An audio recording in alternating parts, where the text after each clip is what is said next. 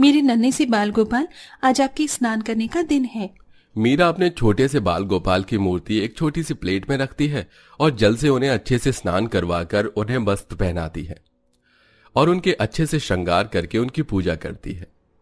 पूरे जग में मेरे बाल गोपाल से ज्यादा सुंदर और कोई नहीं। आज तो मैं अपने बाल गोपाल को काला टीका भी लगाऊंगी, कहीं किसी की नजर लग गई तो। मीरा बचपन से ही भगवान श्री कृष्ण की भक्त थी। दिन रात उनकी पूजा करना, उनकी भक्ति में लीन रहना और उनके भजन गाना, ये सब मीरा के जीवन का हिस्सा बन चुका था। मीरा अपने बाल गोपाल से बात कर ही रही होती है कि तभी मीरा के घर उसकी अमीर सहेली शालिनी आती है। बड़ी से बड़ी पागल देखी है, लेकिन तो जितना पागल मैंने आज तक नहीं देखा। अरे भला कोई किसी मूर्ति से इतना प्यार करता है क्या? शालिनी, ये सिर्फ एक मूर्ति नहीं बल्कि मेरे बाल गोपाल हैं, और खबरदार अगर तूने मेरे बाल गोपाल के बारे में कुछ भी कहा तो। अरे बाबा, तू तो गुस्सा ही हो गई। चल सॉरी, वैसे मैं शॉपिंग करने जा रही थी तो सोचा तुझे भी ले चलती हूँ। आखिरकार कब तक तू इन फटे कपड़ों में ही घूमती रहेगी? शालिनी और मीरा दोनों ही बचपन की सहेलियां थीं, लेकिन अपने पैसों के चलते शालिनी हमेशा अपनी गरीब सहेली मीरा का मजाक उड़ाती थी। ऐसे ही समय गुजरता है और शालिनी के माँ बाप एक बड़े घर में उसका रिश्ता तय कर देते हैं और आज शालिनी की शादी होती है। कितनी सुंदर लग रही है मेरी सहेली। हे मेरे बाल गोपाल, मेरी सहेली की शुरू होने वाली नई जिंदगी को खुशियों से भर देना और उसे कभी किसी चीज की कोई परेशानी मत होने देना। ममता जी, ये लड़की कौन है जो शालिनी के लिए इतनी प्रार्थना कर रही है? इसका नाम मीरा है और ये मेरी बेटी की बचपन की सहेली है। मीरा की माँ ममता अपनी बेटी की होने वाली सास को मीरा के बारे में सब कुछ बताती है, जिसे सुनकर आज तक मेरी अनुराग के काले रंग की वजह से कहीं पर भी उसका रिश्ता तय नहीं हो सका। अगर ये लड़की मेरे अनुराग से शादी कर ले तो मेरे तो सर से काफी बड़ा बोझ उतर जाएगा। अपने बेटे के काले रंग की वजह से शारदा गरीब मीरा को अपनी बहू बनाने के लिए तैयार हो जाती है। शारदा मीरा के माता पिता से बात करके मीरा का रिश्ता अपने काले बेटे अनुराग के लिए मांगती है और अब कुछ दिनों में शादी करके मीरा अपने ससुराल आ जाती है। मीरा बहू, तुम तो जानती हो कि हमने कुछ समय पहले ही अपना एक नया घर बनाया है। ऊपर का तो सब कुछ अच्छे से बन गया, लेकिन नीचे बस ये दीवारों पर सीमेंट लगा है और अनुराग हमेशा शुरू से ही नीचे रहा करता है, इसलिए तुम्हें नीचे रहने में कोई दिक्कत तो नहीं है ना? नहीं माँ जी, मैं आराम से रह लूंगी। अब शादी के बाद जहां एक ससुराल में होने के बावजूद भी अमीर सहेली शालिनी ऊपर आलीशान से कमरे में रहती है, वहीं बेचारी गरीब सहेली मीरा नीचे खाली सीमेंट से बने हुए कमरे में अपने पति अनुराग के साथ रहती है।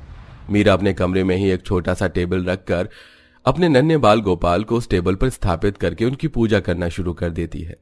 कहने को मीरा के ससुराल में भी भगवान श्री कृष्ण का बहुत बड़ा मंदिर बना हुआ था, लेकिन वो मंदिर ऊपर वाले फ्लोर पर था और मीरा की गरीबी के चलते मीरा की सास शारदा उसे भगवान श्री कृष्ण के मंदिर के पास आने भी नहीं देती थी।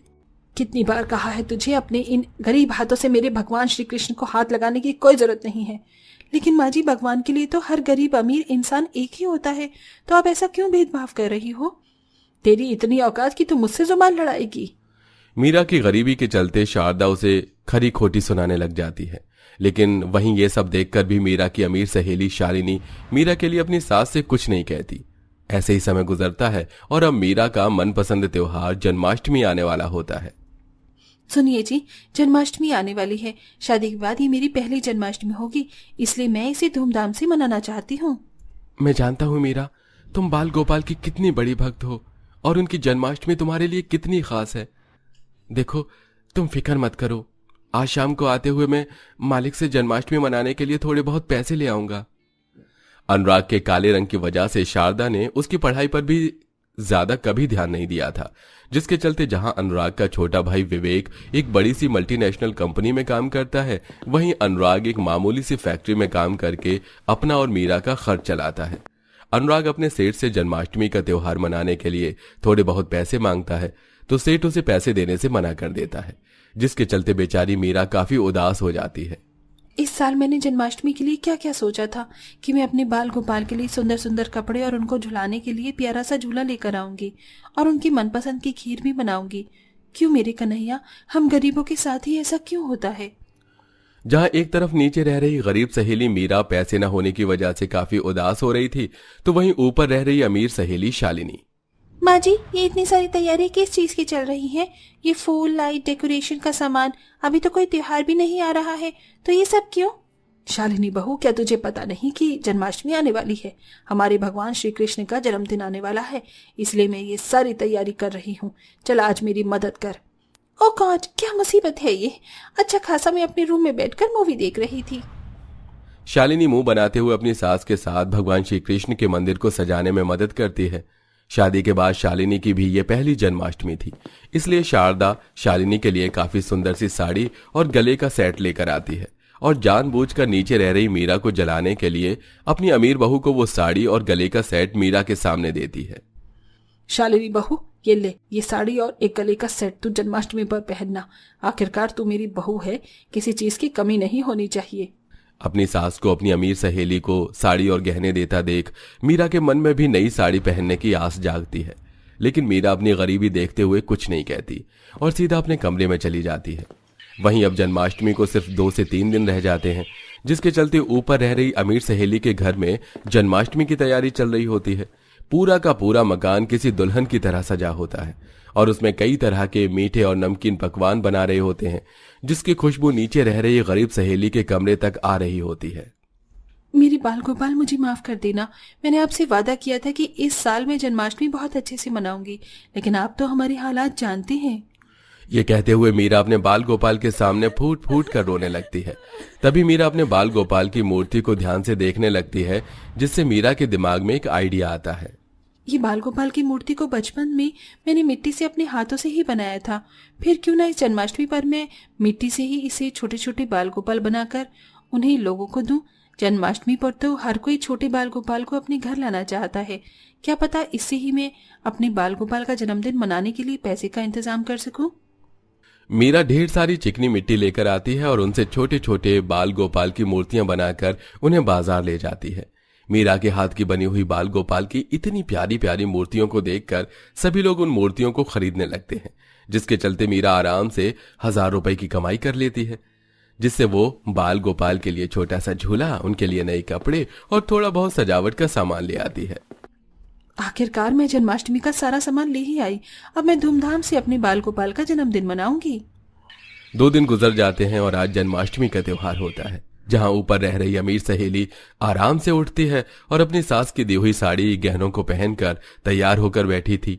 वहीं नीचे रह रही गरीब सहेली मीरा सुबह सुबह उठकर बाल गोपाल को स्नान करवाकर उन्हें नए वस्त्र पहनाती है और उनके लिए निर्जला व्रत रखकर उनके लिए खीर का भोग भी बनाती है। और अब मीरा और अनुराग मिलकर उनकी पूजा करते हैं।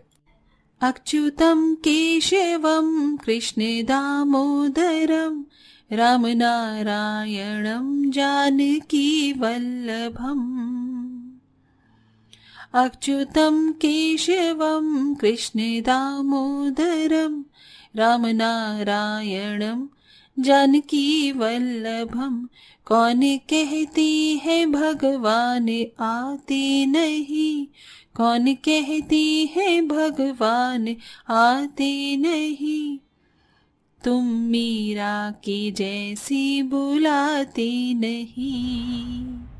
हे मेरे बाल गोपाल, अपनी कृपा यूं ही मेरे पूरे परिवार पर बनाए रखना। जय हो नंदलाल की। नीचे रह रहे गरीब सहेली अपने पति के साथ कम पैसों में भी हंसी खुशी जन्माष्टमी मना रही थी, लेकिन वहीं दूसरी तरफ ऊपर रह रही अमीर सहेली शालिनी। एक तो माँ जी ने मुझसे जबरदस्ती निर्जला व्रत रखवा दिया। बस अब मैं और भूखी नहीं रह सकती, मैं तो चली खाना खाने। शालिनी चुपके से बाहर से चिकन बिरयानी ऑर्डर कर देती है और जन्माष्टमी के दिन कमरे में बैठकर बिरयानी खाने लगती है। तभी शारदा शालिनी के कमरे में चली जाती है और अपनी बहू को जन्माष्टमी के दिन नॉनवेज खाता देख शारदा को अपनी आंखों पर यकीन नहीं होता। शालिनी, ये सब क्या है? आज जन्माष्टमी के दिन तू घर में मांस मच्छी खा रही है? शारदा की चिल्लाने की आवाज सुनकर अनुराग और मीरा भी ऊपर शालिनी के कमरे में आ जाते हैं। अपनी अमीर सहेली की बिरयानी खाने पर अपनी सास को उस पर इस तरह चिल्लाते देख मीरा को बिल्कुल भी अच्छा नहीं लगता। बस करिए माँ जी, इसमें शालिनी की कोई गलती नहीं। वो तो शुरू से ही इन सब चीजों के बारे में ठीक से नहीं जानती है, इसीलिए उसने गलती से बिरयानी खा ली। आप फिक्र मत करिए, मैं पूरे घर की गंगा जल से शुद्धि कर देती हूँ, फिर कोई परेशानी नहीं होगी। कुछ सीख मीरा बहू से। मेरी ही गलती थी कि अपनी बहू के गरीबी के चलते मैंने उसे हमेशा नीचे रखा और उसे बिल्कुल भी सम्मान नहीं दिया। मीरा बहू, मुझे माफ कर देना। माफी तो मुझे मीरा से मांगनी चाहिए। जब जब माँ जी तुम पर गुस्सा करती थी मैं मन ही मन खुश होती थी, लेकिन आज जब बारी तुम्हारी खुश होने की आई तो तुम मेरी साइड ले रही हो। सही मायने में दोस्ती तो तुमने ही निभाई है, मैंने नहीं। शालिनी, जो हुआ उसे भूल जाओ। आज जन्माष्टमी का दिन है, चलो अब सब कुछ भूल कर जन्माष्टमी मनाते हैं। अब दोनों अमीर गरीब सहेलियां पूरे परिवार के साथ में हंसी खुशी जन्माष्टमी का त्योहार मनाती हैं। और अब मीरा भी शालिनी के साथ रहने के लिए ऊपर वाले फ्लोर पर आ जाती है और अब दोनों अमीर गरीब सहेलियां एक साथ हंसी खुशी रहती हैं।